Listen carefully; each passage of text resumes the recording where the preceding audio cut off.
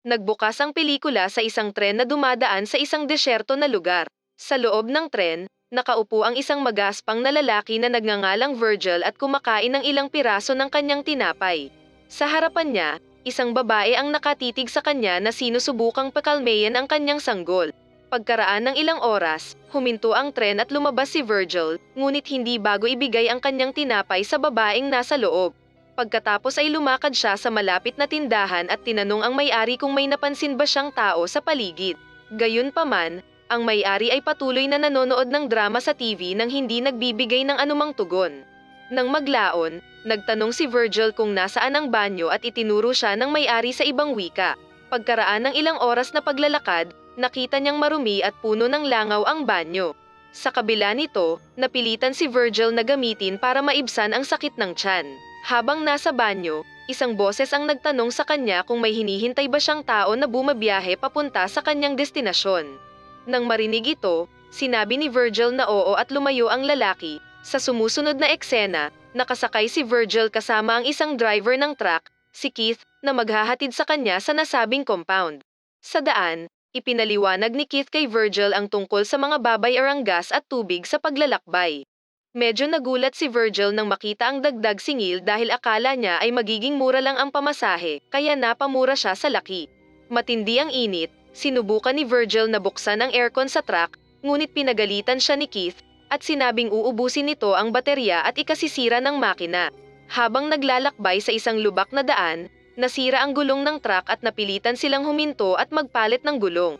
Habang kinakabit ang gulong, napansin nila ang dalawang ligaw na aso na nag-aaway.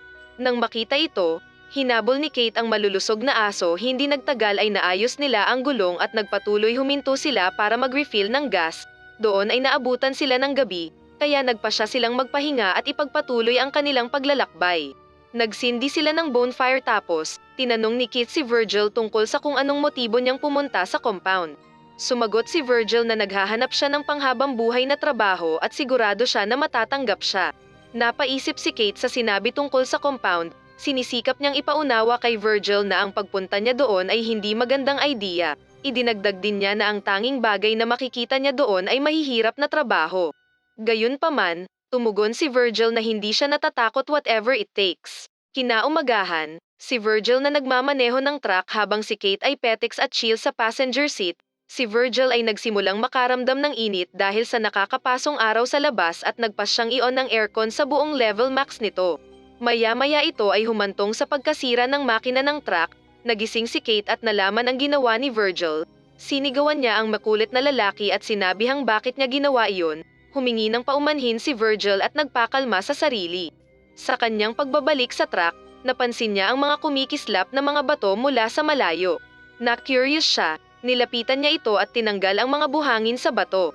Tila kulay ginto ang bato at kinabahan si Virgil nang makita ito. Tinawag niya ang galit na si Kate at sinabing Kate ang bato, sabay sigaw ng Darna. Syempre joke lang, tignan mo to. Kumari pa si Keith at namangha sa nakita, kinuha agad ang lighter, at sinasabi na kung ito ay masunog at maging itim, ito ay hindi ginto.